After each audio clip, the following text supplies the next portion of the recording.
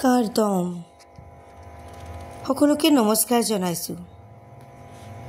এয়া হ'ল ৰাজীৱ ক্ৰৌতা, অসমীয়া বোলছবিৰ অভিনেতা।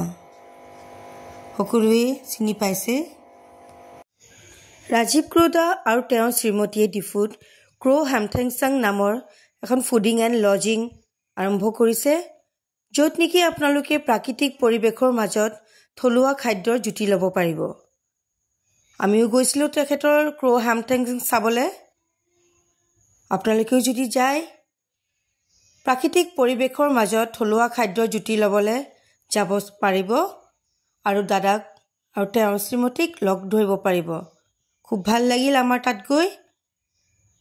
এনেকুৱা লাগে যেন বহুত পুৰণি চিনাকি।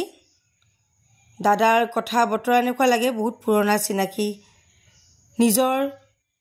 নিজৰ দাদাৰ দৰে লাগে। আপোনালোকেও যাব আৰু ঘৰুৱা পৰিৱেশৰ মাজত এনজয় কৰিব পাৰিব। নাইট ষ্টেও হয় তাত। যদি আপোনালোকে বিচাৰে নাইট ষ্টে কৰি থাকি তাত এনজয় কৰিব পাৰিব। ধন্যবাদ। ৰেবিট লাগিছিল যোৱাবাৰ। আজিকালি ৰেবিট ভৰালো, আজিকালি ৰেবিট ইয়াত থাকে খোলা, এইমাত্ৰ ভৰালো।